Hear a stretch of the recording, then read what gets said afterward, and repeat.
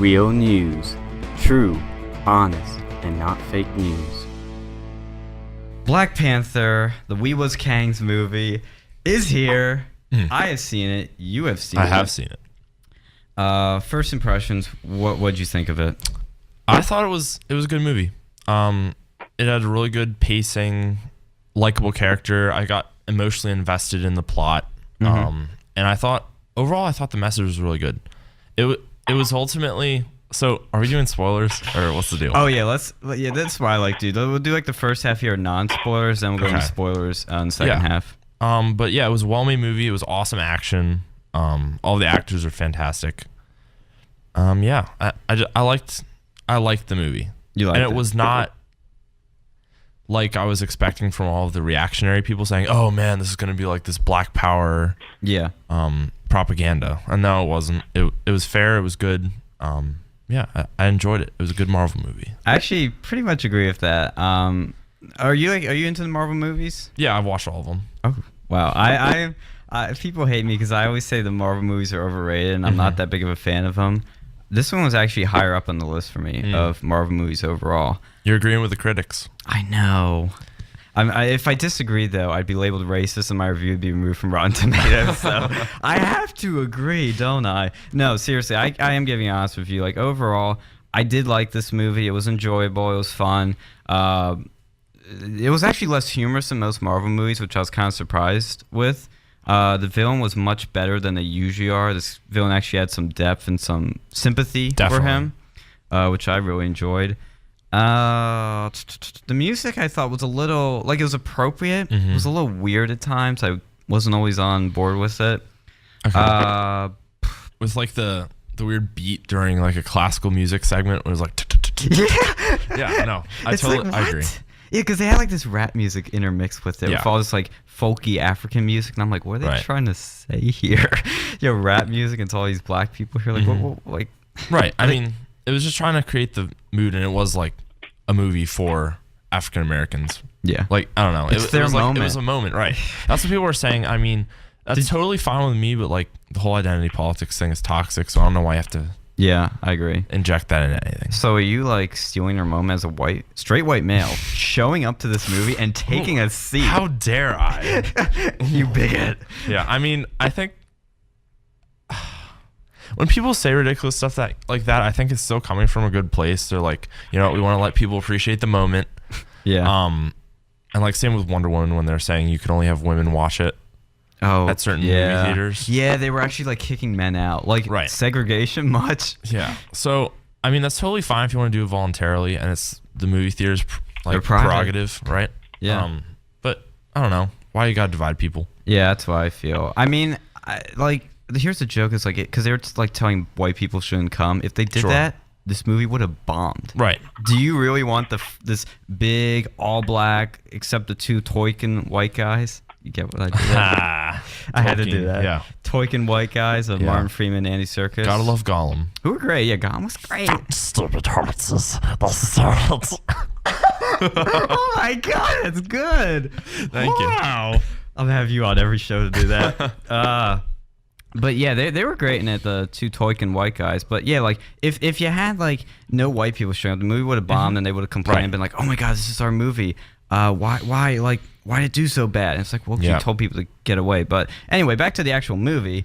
We're gonna go into spoilers now because we basically covered it. Like I said, I'd recommend seeing it. Yeah, spoiler alert, spoiler alert, spoiler alert. You heard it. You're warned.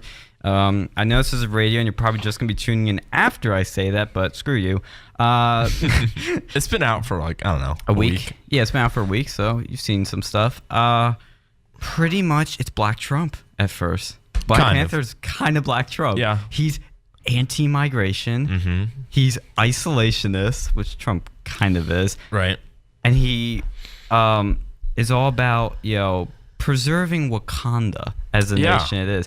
He talks about like, when migrants come, they bring their problems with them. I was like, this is like woke. Yeah. No, it was really interesting when they talked about all those themes. Yeah. But when I was listening to the Ben Shapiro show a while ago, and he was talking about it, and the fact that Wakanda was so prosperous probably would not have happened if they didn't trade with anyone else. Yeah. Because like you could have this amazing metal material that's going to make your country successful, right? Yeah. But if you're not selling it, if you're not you're not making money off of it, right? You're not building your economy if you're not trading. And I think that is kind of a fallacy that Trump and some people who are on like the more nationalist side kind of fall for, is that if you just restrict trade, you're going to be able to self-survive, and it's going to be better for your country, but you need trade to survive and thrive. Yeah. And it's just making it a fair balance is what you have to do for your country. Fair trade, not free trade. There you Trump go. would say. Yeah, that's what I'm pretty much on board with. But the bad guy is basically a Black Lives Matter, like screeching oppression. Oh, the oppressors, we must fight back.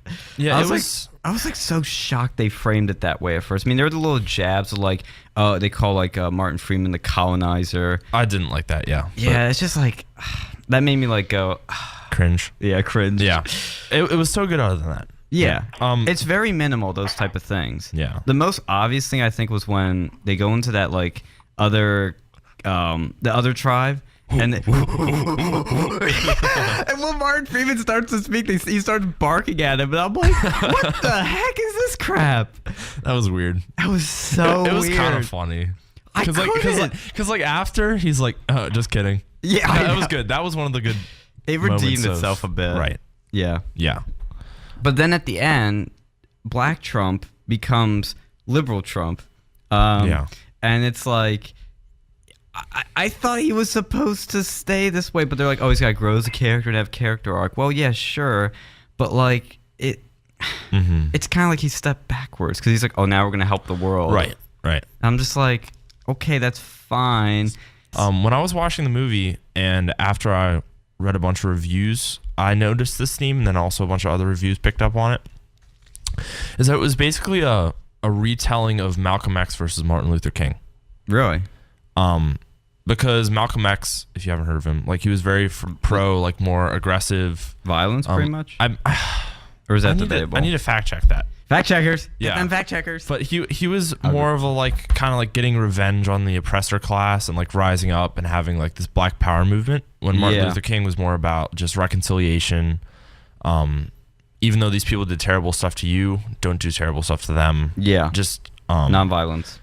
Right. Nonviolence, and make the playing field even. And you don't have to take anyone down. You just got to bring yourself up. Mm-hmm. And I really thought the resolution of the movie was good because it said that you can't just destroy the world because of perceived injustices. Mm-hmm. You can't just blame all white people for the problems that you're facing. Like maybe their ancestors did it, and maybe people do have like, I don't know, sometimes life is more convenient as a white person in America. Yeah. But it's not their fault. It's that way. Yeah. And you can't just blame people for that.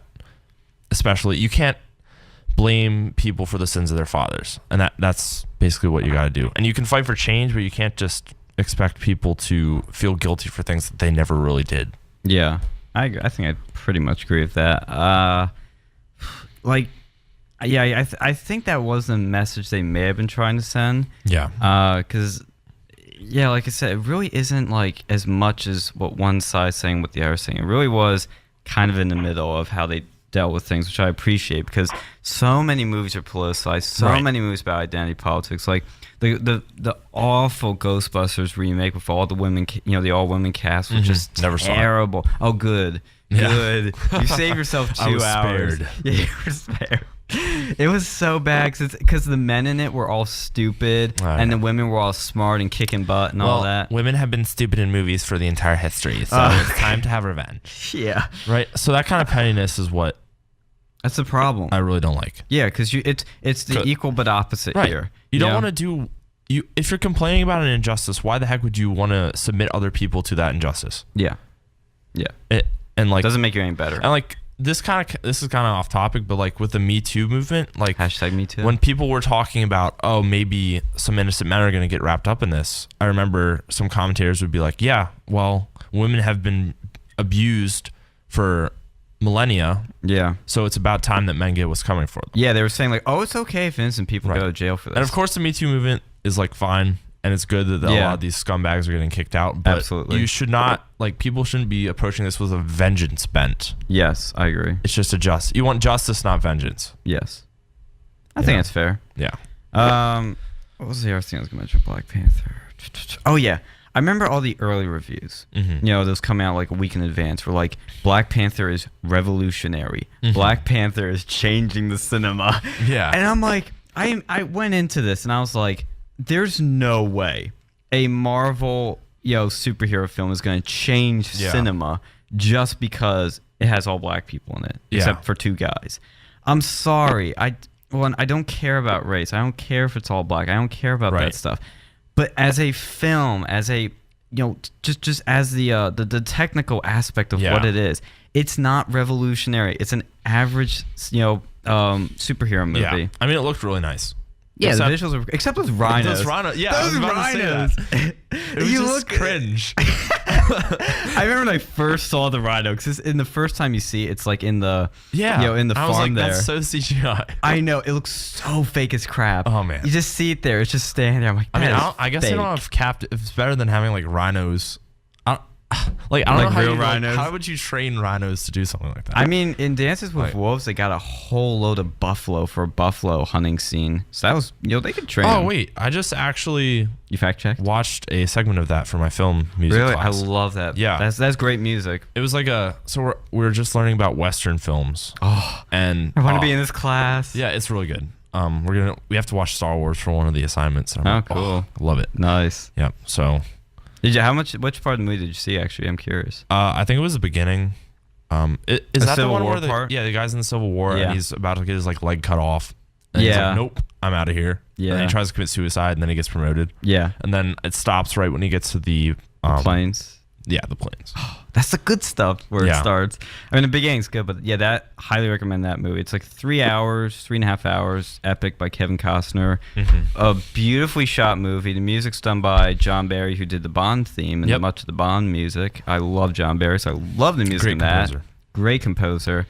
And I think all that movie's like all practical too. Like it's not CGI, but.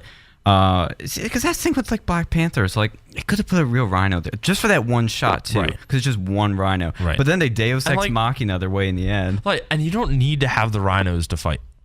Yeah, you do, because it's Deus Ex Machina. The plot requires it. Right. It was just like, I don't know.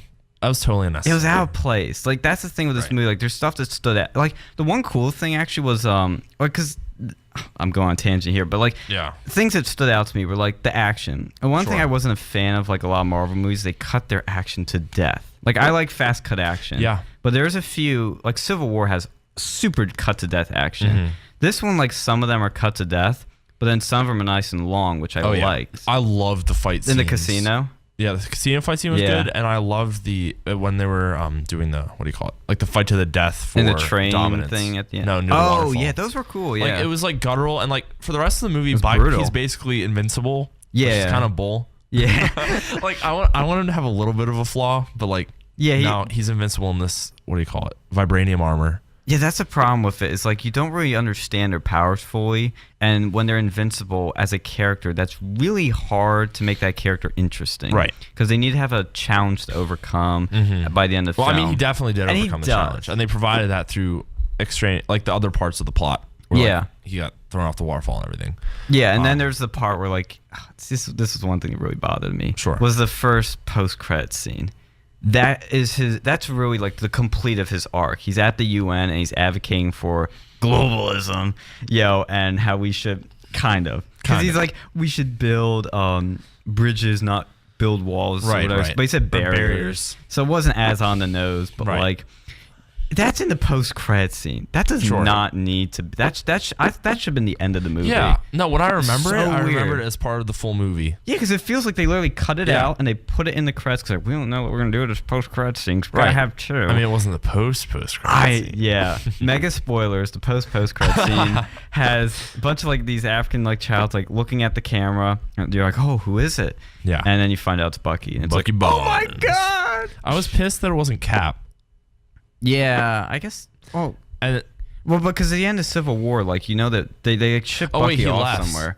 You're right. Yeah, and that's where it's like where'd he show up? Right, but Cap don't know how he got there. Yeah, because didn't he like go and rescue a bunch of people from the prison? I think so. Captain America. I kind of forget. Yeah, he did. Yeah. Yeah. Yeah. So many Marvel movies. They're all great. I mean, they're all good. They're not all great. Yeah. I enjoyed them all. Iron Man 2. Let me qualify this. Yeah. Yeah. Let's leave it at that. Yeah. As a fan, I mean, I know I'm not a Marvel fan or anything, but like I enjoy a lot of their movies. Sure. Iron Man 1 is probably one of my favorites, and Spider-Man Homecoming was good. Yeah. This one ranks pretty high for me, but I don't know if I'm gonna rewatch again. But like, I love Spider-Man Homecoming. Yes, it's a very fun film. Very good. Hey, Alex, I haven't brought you into this because you haven't seen it yet. But do you have any 2 cents put in? I mean, you're right. I haven't seen the movie, but from what I've seen, I've listened to Sargon at the concert. I don't know how. I don't know. Have you seen that one? I've seen parts of it. Like, I don't know. Like, here's the thing. At least for me, like I've never watched it. I have a little bit of desire now because I keep hearing it's actually a decent movie. I'm not a fan of Marvel movies. I used to like them, and then, or just superhero movies in general. I was feeling that superhero movies are going to be the next Western of our time. I agree. Because they just keep bumping up the budget for these. But what I think is going to end up happening is these movies, like here we go. It just keeps going over the same thing. Oh, there's a superhero, then naturally there's a supervillain who just pops out of nowhere. And this whole thing, it just seems like it's a black nationalist fairy tale that people have invented. Like Black Lives Matter. Well, no, that's what it seems like. It's like, oh, what would have happened if Europeans never colonized? Right. Well, this is completely untrue. This is so far off. You know what they'd be doing? Have you ever read Things Fall Apart by, I can't even pronounce that guy's name, it's some guy from Kenya, I think in like the 1900s. Yeah, I think I read that in high school, but I forget most of it. Well, basically what happened was, instead of seeing these people with like UFOs and vibranium, they go and like drink palm wine and kill twins because they thought it was an abomination. They go and have like a forced abortion. What? I'm real confused. Abortions. No. But this is a thing in Africa. This is a thing in each tribe. They do stuff like that. If you had twins, they thought it was like an evil spirit or something. Okay. So they take them and they go and like, do away with them. Okay. Okay. Yeah, so your point about like the whole like black nationalist thing, like we have no idea what would have happened if we didn't colonize them. Yeah, it's hard to predict the future. Oh, no, we do. No, we don't. Still tribes. It didn't happen. Yeah, right. But like so much other stuff happened in Africa that you would not expect. Like the Roman Empire conquered Africa. Like Timbuktu was a big thing. I love that name. Aksum was a thriving trade kingdom because of its connection with the Byzantine Empire and stuff. Wow. Well, shoot, if they were that good, they wouldn't have been conquered. What was that? If they were that powerful, they wouldn't be conquered. Even then, that doesn't make That's a fair point. Yeah. And here's what I understand. If they had this vibranium resource, why didn't they go and conquer Europe? Right. That's true. Well, maybe they did. Well, they didn't conquer in this film because they were all about isolationists. They wanted to keep their own home. But see, this was what's ironic about this movie is I think the alt-right should love this movie. Right. Because it's promoting a black ethno-state. Right. And they want the white ethno-state. And it works beautifully, just like a white ethno-state in fiction. Yeah. Because it would never work in reality. Exactly. Right. Oh, absolutely. Like, that's true. Richard Spencer endorsed the film. He did. It's a good idea. They should go and make their own isolationist state away from Europe. That's what he's saying. It's encouraging the alt-right. Yeah. Oh, man. This movie's actually a dog whistle to the alt-right. You heard it here first, people. Yeah. Yep. We only have like 1-2 more minutes before break, so any last final thoughts from everybody? Yeah. Definitely go see Black Panther if you haven't seen it. Although, if you're listening right now and you haven't seen it, you've probably just gotten you got the whole movie.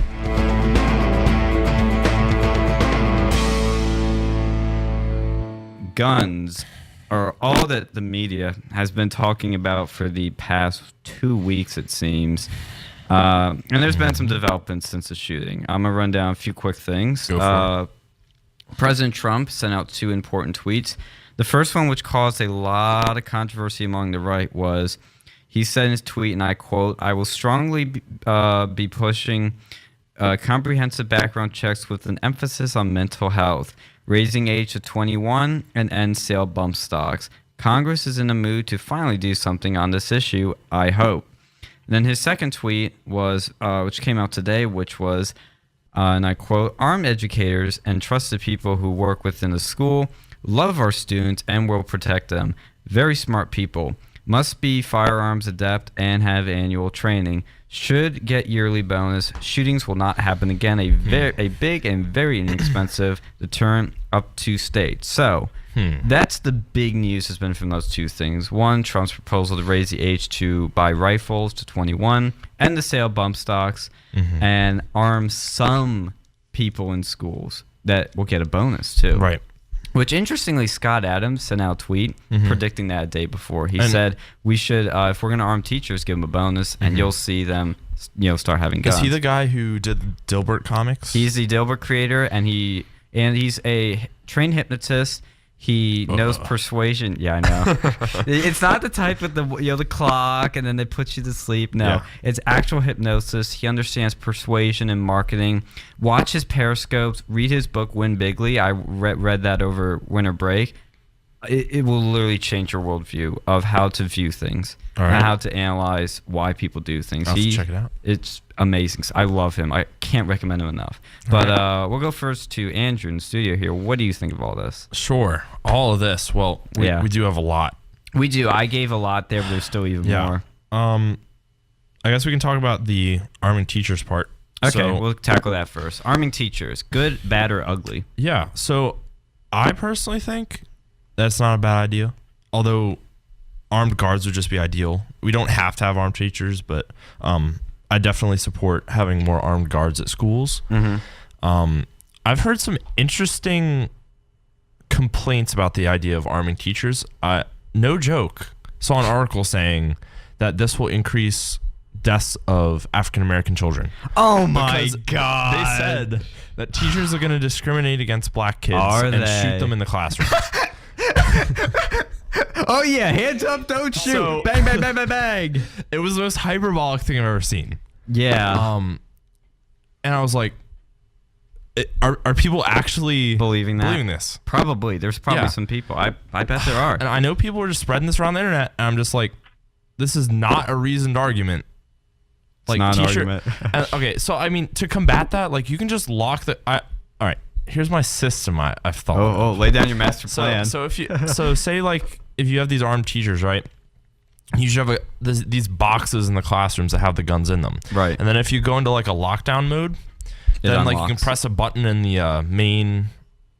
Yeah, it'll unlock, right? Yeah. You can like press a button or something. And that's a good idea. Unlock, and then the teachers can have access to it. I also saw some clip from. I want to mention a quick problem with that. What if the principal gets shot and can't put the school in lockdown? Right. Maybe there can be like lockdown buttons inside the classroom. So I watched this video from NBC, I believe, where it's like the safest school in America in Illinois. Do they have guns there? I don't think they do. Oh, that would have been but funny. so some interesting things that they did is they had panic buttons inside on every teacher's. Like they had key fobs that they could press, and that would alert the panic system and it would activate, and then the school would go on lockdown. They had bulletproof classroom doors. They had a red line that was painted on the floor of every classroom that was so that when you're behind the red line, if someone shoots through the door, the bullets won't hit you.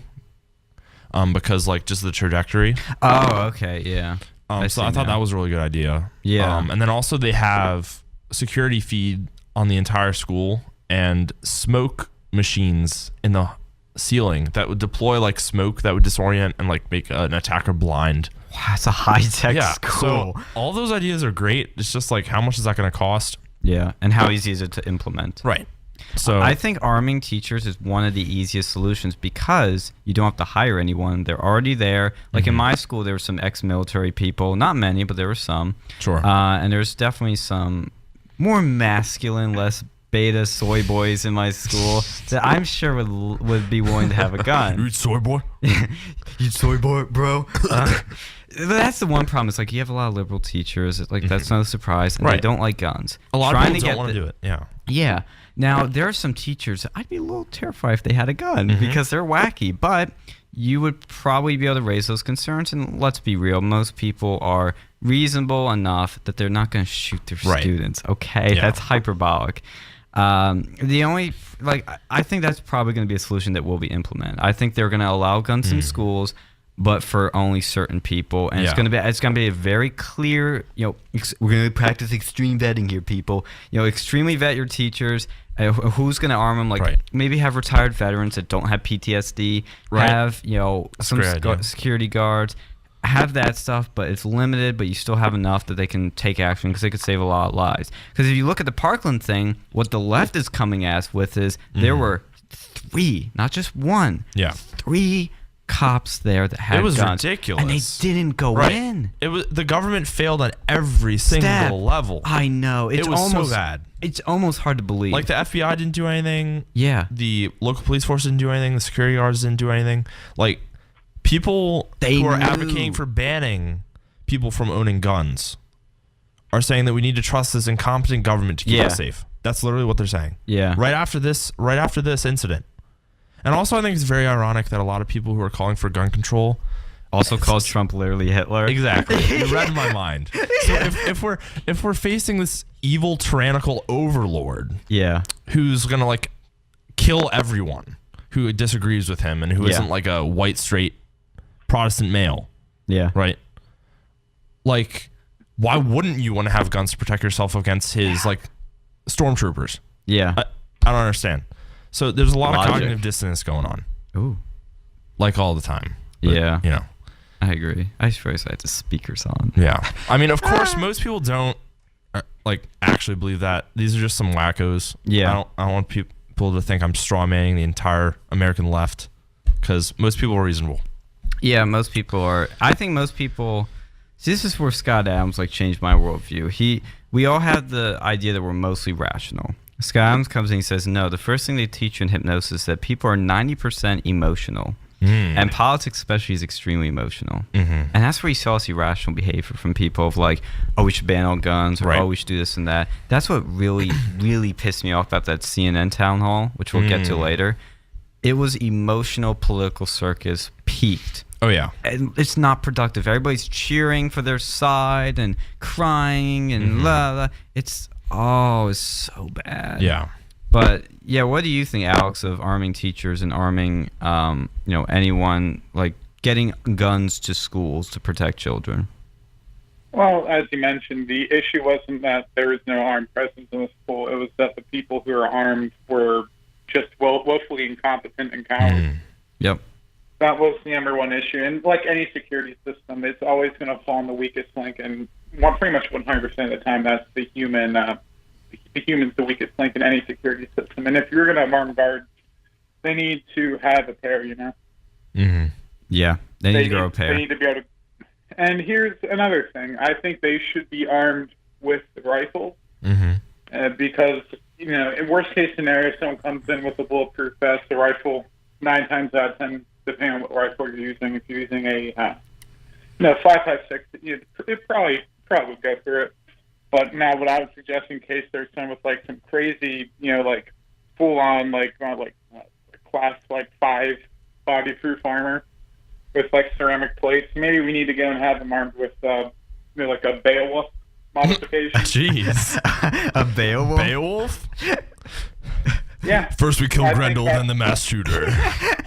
Oh no! What is a Beowulf on a gun, Alex? I don't know about that.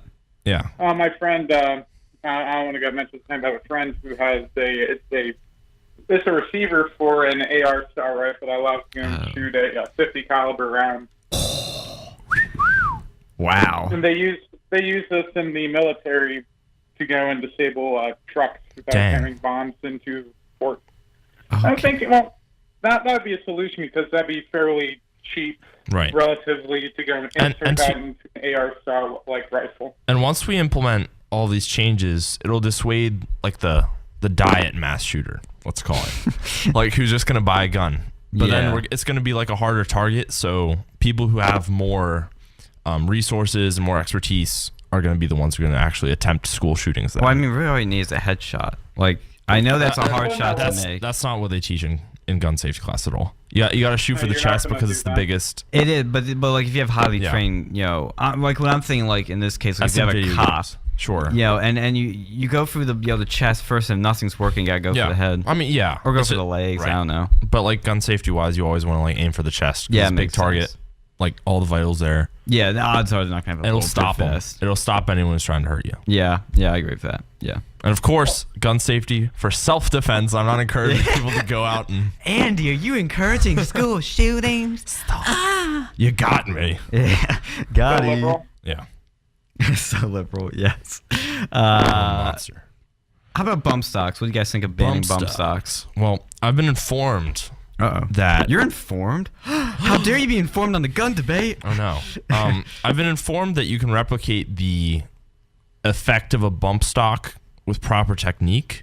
With a rubber band or a belt, you can recreate a bump stock. Man, I don't know. Bump stocks I don't feel like it changes that much. No, of the devastation. I mean, I don't know how much it's going to increase the rate of fire. I have to look at the math for that. Okay, for those who don't understand what bump stock is, you know the end of your gun that goes against your chest, the butt of it, I guess you could call it. I forget the stock. Yeah, that was the term I was looking for. Sure. You take that part off of, let's say, your AR-15, and you put on the bump stock, which looks like the same thing, but it's got a piece of, I think usually plastic, that wraps around the trigger, and it comes and touches the trigger. And the big difference also is that it moves, you know, kind of like a spring, I guess you could say, or a shock in a car. Right. You know, pressure's applied, it moves in, it pops out. So the idea is once you pull the trigger, you know, the trigger hits that little plastic bit and it keeps firing. Right. So it basically uses the kick of the gun to fire the gun again. Yeah. So it uses the kick. It's like a chain reaction. It's preserving the momentum so that you don't have to keep pulling the trigger with your finger. Well, here's our big thing. Well, no, you have to pull the trigger. Just makes it significantly easier to pull the trigger. Well, yeah, you pull the trigger, but it does it faster than you ever can. Right. It resets it fast. Yes. Okay. And that makes it. It technically is still a semi-automatic weapon, but it is almost. I'm gonna get flack for this, but it's almost a loophole for fully auto because it basically makes it auto. It approaches fully auto. It's very fast. I watched the video of it on YouTube. He goes from bump stock goes on, you know, it's pretty much auto. Yeah. So I mean, man, it's a tricky one. There are a lot more dangerous. My thing is, just examining these arguments, there are a lot more dangerous weapons on the market that you can still buy. You can get semi-automatic shotguns. You can get hunting rifles that can like tear huge holes in people. Like, the issue is not the AR-15. No, it's not. Right. And like, if you look at the statistics, murders done with AR-15s are tiny compared to the murders done with handguns. So if we're actually honestly trying to address the issue, why don't you ban handguns? Why aren't you advocating for us to ban handguns instead of those scary-looking rifles? Yeah. If you want to actually fix the problem, why don't we ban the handguns that can also be used in self-defense if someone's trying to rape someone, right? Yeah. But the problem is this tool, which can be used to help people, can be used very easily to hurt people. Wait, are you saying you need a person for a gun to be used? Wow. No. Wow. All right. Yeah, that's a straw man. Yeah, I know. I had to do it though, because some people literally believe like if we banned all guns, all crime would disappear, everything would be fine. The problem is we can't ban all guns because we are not. So a lot of people talk about Australia and Japan, and first off, Australia didn't get rid of all their guns. There's like I think 2/3 of it are still. Yeah, you can get a permit to get a gun. Yeah, 2/3 of the guns that were not bought back. But like Japan, for example, they're not landlocked. I mean, wait, they're in the sea. Their whole border is the ocean. They're sea locked, right? Sure. So they're able to control what comes in and out of the country very easily. They also have a totally different culture than us. Yes, that's a key thing. And people think that implementing exactly what happened in implementing legislation that is implemented in Japan is going to work in America would work, and it won't. Yeah. Like we have Mexico. If we can't stop drugs and people from crossing the border, how are we supposed to stop rifles and guns from crossing the border? Yeah, bad guys are always going to get their hands on guns, and then it's inevitable. If we ban guns, just because some bad people use them, all of the good guys with the guns who have not killed people, which is the majority of gun-owning members of the United States, are going to be defenseless, and we'll just have a bunch of sheep, and the wolves will be able to go around and play to their heart's content. Yep, that's what's so stupid about banning all guns is you're going to basically, the only people that are following laws are good people. Exactly. The criminals don't follow laws. That's why they are criminals.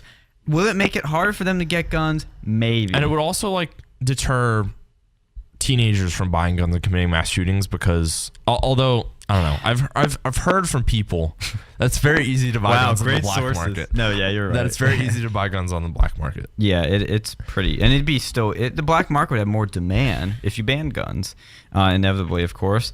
And yeah, I mean, back to the bump stocks thing. Like, honestly, if Trump has to get rid of bump stocks to get everything else he wants, I'm fine with it. Right. Because I know he's a deal maker. Just pragmatically. Yeah, pragmatically, I understand it. Because bump stocks, like I said, it's almost like a cheating way to make it kind of automatic. And it was only done once. Used once. But here's the counter to that. Sure. What if they're used again? Right. Do you want to be proactive or reactive? And do you want to set this standard that you can just ban everything that is ever used in a mass shooting? Yeah. Right. Any final thoughts, Alex, before we move on to the 21 thing? Oh, yes. Well, my question is, how would he write legislation to ban bump stock? Like how they do when they ban our stuff. Yeah. They either have to get through Congress or they do an executive order. There's a way. I'm pretty sure an executive order would be unconstitutional. Well, now, how would he write it? That's the question. Right. What about people already own these, and how's that going to work? You just ban privately owned bump stocks. Privately sold bump stocks. I mean, it's not difficult, is it? So, no. If you already own it, what's going to happen? Oh yeah, if you already own it, I think you're allowed to have it still. They would just ban the sale. The sale of it. It's like with automatic weapons. What they do in 1986, they banned any sale of automatic weapons. So if you have one, it's fine. It's just you can't go and buy one. Right. Oh no, you can still buy them. Well, we're talking about an intensive permit process. You can still buy automatic weapons. Yeah. I didn't know that. Yeah. Bill Clinton. Why can't they just? Why? Okay. Now here's my question: how are you going to go and specifically write it so that it only bans bump stock? Right. Well, you just say you ban bump stocks. Right. I mean, or just any mechanisms used to. This is really vague, but mechanisms used to increase the rate of fire of semi-automatic weapons that are not Okay, so aren't they called bump stocks? What was that? Are they going to ban rubber bands? Well, yeah, I know. That's true. That's the thing. All right, let me say this. Any mechanism specifically manufactured for the purpose of increasing the firing rate of semi-automatic weapons. So then you get into a whole slew of issues every time you won't be able to go and buy aftermarket triggers that don't have a lesser length of pull. Which is very useful for people who are involved in any sort of sports shooting because that's a very big issue. Okay, that's fair. So then you go and reach into a land where it's in a position where it'd be very hard to do. And King has only done in one mass shooting, and it's done on I don't think there's been any other shootings. Because if you go and look at this, the whole thing, mass shootings, they're more or less a non-issue with the amount of people that died. Statistically, I mean, every human life loss is terrible. So, I mean, but yes, statistically, they're nothing compared to the gun violence that happens every weekend in Chicago. Yeah, but we can still try to prevent these because this is not. I'm not trying to sound like CNN here, but this is not normal. As they'd say. Yeah. But there's obviously something wrong here that this keeps happening. And I don't think the problem really is guns. I think you can make it a little bit harder maybe, but the problems I see are incompetency with the FBI. We need to reform the FBI, reform background checks, because there's no way this guy should have been able to get a gun. No. Because when you get a background check, they literally call the FBI. Literally pick up the phone, call the FBI, and they check you out, and then they say if you're good or not. Mm-hmm. There's no way you should pass that. No. And he's had the cops called on him multiple times, right? No, 39 times. 39 times. They visited him. And this guy literally put a gun up to someone else's head and threatened them in his home. Yeah. He's crazy. He was not put on the background check list. So, for all the people who are saying we need to increase background checks and gun regulation and stuff like that, we already have the tools that could have stopped him, but they're not enforced. Exactly. So I think that there could be a really easy compromise. We just need to crack down on the laws we already have. Yeah. And we have to accept the fact that we're not going to stop all mass shootings. Yeah. It's in that, yeah. We have how many 250 million people, 300 million people in this country? Yeah. And it's just on a totally different scale. Yeah. It's just cases like these, or this is probably the most preventable one and statistically, this is really small. Really rare. The odds of you dying in a mass shooting are super slim. Yeah. What's interesting, people always say that, but then I was just my cousin actually was in a not really a mass shooting, but in Colorado, not Columbine, in Arapahoe High School, there was a kid that came in, shot his debate coach in the school, and I think he shot somebody else. Yeah. So my cousins, technically, or two of them, were in a mass shooting almost. Kind of. But they weren't in the room. They were away. I wouldn't call that a mass shooting. The definition's But the definition's so loose. It's because so they say we've had 18 mass shootings in the media. Yeah, that's even the media was calling them out on that. It's totally wrong. Yeah, it's totally We've wrong. only had 3 actual mass shootings. The rest of them are guns, like bullet going through a school building that was not fired even on the campus.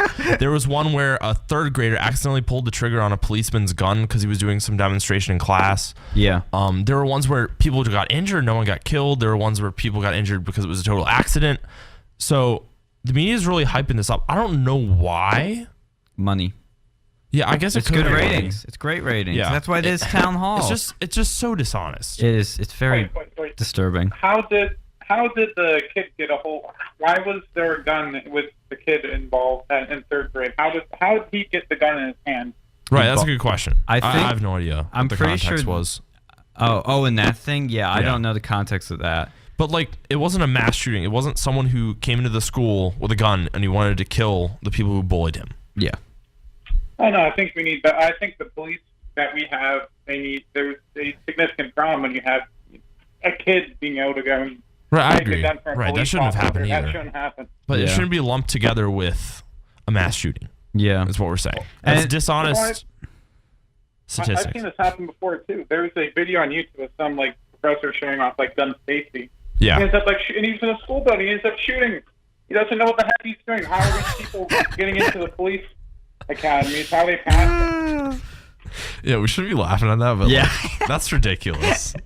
Oh god, people are stupid. That's the unfortunate problem. Is people are stupid with guns. Yeah. There's a lot of gun deaths just because guys leave their load guns around a child. Right. Genius. I mean, also one of the sad things is, but we also have to consider is that the majority of gun deaths are suicides. Yeah, and males are better at it. Right. Women are not good at committing suicide, and they're lower on the statistics. Or they right. So the correct figures are women attempt suicide more than men, but they use methods that are less effective at suicide. Like I said, men are better at it. Right. I hate to say it that way. Yeah. I know. But it's true, and that's what's happening. And the other issue is that this actually Owen Benjamin, he's on Crowder Show often. He's a comedian that came out as conservative. He had a great tweet. You can fact check this. This is what he claims. He said, of the 27 worst mass shootings in America, only one was raised by their biological father. There's a profound correlation. So yeah, I'll keep pushing my family values BS. That's very interesting. It is. Oh, and I mean, correlation is not causation, of course, but. And then a lot of these are also on drugs and antidepressants. Yeah, Alex? I have a story about that. See, my brother, he's on, I think it's Wellbutrin or something along the lines of that. He's got depression. Mm-hmm. And we were going to a Red Robin the other day, and we were on the ride back, and he just, out of nowhere, he just started getting really angry. He was telling me all the drugs, ever since I started taking these pills, it'll make me feel better most of the time, but then I'll get these outbursts of just pure rage. And he was telling me all this other stuff, and he just went off about some conversation about internet trolling. And then he was like, oh, internet trolls, they'd be beaten up and thrown in jail and shot and all this other stuff. And it's like, what the heck? Whoa. Jeez. If you say something, if you see something, say something. Right. There's another problem here. There's so much to this issue, but these drugs, I think these are making, I know they're making a lot of depressed people more depressed, and maybe that's breaking some of these people. Well, it depends. So the problem with these drugs is they don't work for everyone. Yeah. I'm not an expert in pharmacology, but you have to be careful. And if you notice something is going wrong with the drugs that you're taking, you should probably talk to your doctor. You've heard all those side effects that are on those TV ads. Drugs do have side effects. I mean, that's the thing. And I mean, you can't just blame that for mass shootings, but no, I'm saying it could be a cause of it could be a contributor. Yeah, a contributor. That's you should definitely, if you have a mental illness and your doctor tells you to get drugs, take the drugs, but carefully take the drugs. Here's the thing. I think there's a link between doctors and the medical companies that is. I heard rumors about this. I don't know 100%, further they might be getting some sort of benefit or prescribed this drug from this company. They might have overprescription. Yeah, that's definitely a problem. Yeah. And another thing, they advertise these on the television. You can't advertise cigarettes on the television, but you can advertise these drugs, they look so deceptive, like these anti-depression ads. Yeah. They're just, if you ever seen those, and they don't have this, they're only going to say, oh, we don't have this, we have drugs in Europe, but we don't have this problem. Well, shoot, they do not have, these advertisements on the television in just about any other country but the United States. I think this needs to be changed. And you want to know what's ironic is that the most drug ads I've ever seen advertised are advertised during the news, the evening news. I'm just like, wow, of course. The media that loves these mass shootings always has all these drug ads. No, I'm not saying that they're funding it. George Soros is behind and the globalists are, trying to get mass shootings, to make news and make money. No, I'm just saying it's kind of funny when you take a step back and realize the drug companies that make big bucks off of these medications, the news makes big bucks off of airing these things. That's the problem I have, is like they keep showing the face and of school every shootings are a repeatable crime. Yeah, like if you see someone do it, you're inspired to do it because they got away with it. Yeah, especially because this guy didn't get killed. He didn't kill himself, which is unusual. Right, and also the police didn't kill him when they were apprehending him either. Wish they had. Yeah, Here's the thing with that. If you don't figure out why exactly he did that, you can go get into the mind. That's why they should actually examine this guy, figure out why he did it. Yeah, I mean, an idea. Yeah, and you can't just write it off to crazy, because at least I personally think the evil exists. Yeah, it does. And it kind of bothers me when people just say, "Oh, Hitler was crazy, Kim Jong-un's crazy," and anyone who does anything terrible is just crazy. That just means they have a mental imbalance. Trump's crazy. But it's also possible for people to be rational and evil. Yeah, and we have to just come to grips with that. And sometimes just people are going to be terrible. Yeah. Well, another thing too with Hitler, especially later towards his life, he was being prescribed a whole host of drugs. Right. I think there was probably he was given all these drugs to this doctor. I think he was Jewish, ironically enough. He must have kept him from the camps for his own drug addiction. But no, he was prescribing these crazy medications because he had the farts or something. That's why he was on a vegan diet. And I don't know how true it is. Yeah, I don't know. Hitler's totally responsible for what he did, but maybe he got augmented by some weird drugs. I don't know. Oh yeah, absolutely. Yeah. The last two things I want to mention real quick before we wrap up. I saw this cartoon in USA Today, and it says at the top, "The world according to the right wing."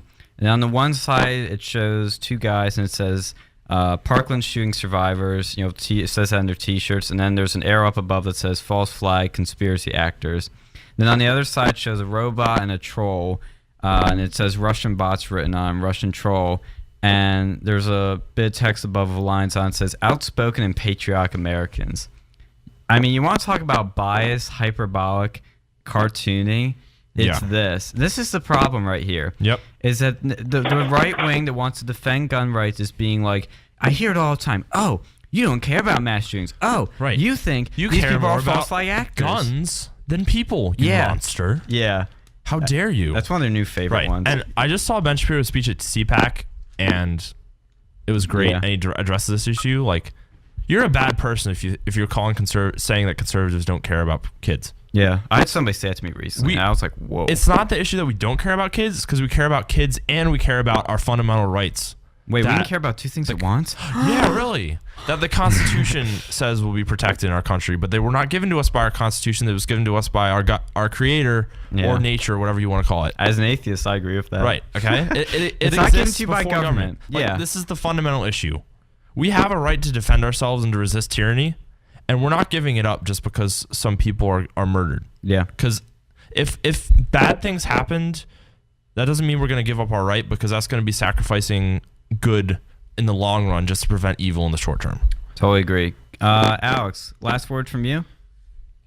Yeah, it seems like the left is always using these arguments. Oh, think of the children, the migrant crisis. There's that kid who washed up on the shore of Italy or something. Yeah. Oh, look at this. Let's go and sacrifice our civilization because there was a kid who died. Oh, look at this kid in Sandy Hook or in the Florida shooting.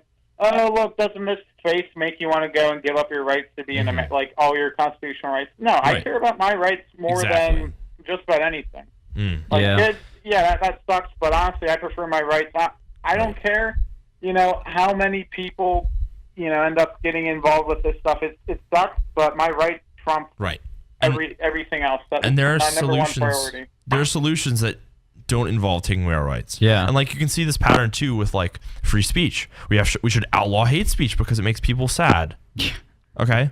I've literally heard people try to argue with me that using mean speech can like hurt someone physically because your mind is technically physical. Oh my god. And if we don't have free speech, we can't have ideas and we can't have societal advance. And you can't debate. You have to defend fundamental rights for even though it's hard, you got to defend them. There's a reason that the culmination of Western thought, I mean, not even just Western thought, like Christian thought, Muslim thought, Greek philosophy, and psychoanalysis and all of this, the culmination of Western culture has been these values and freedoms that were given to us by something other than the government. And we have to remember that. And there's our forefathers fought so that we could have all these rights and have them protected. So we need to remember that and remember that all of our actions that we take today have eternal consequences. Yeah, absolutely. Thank you for listening. We'll be back next week with more Real News.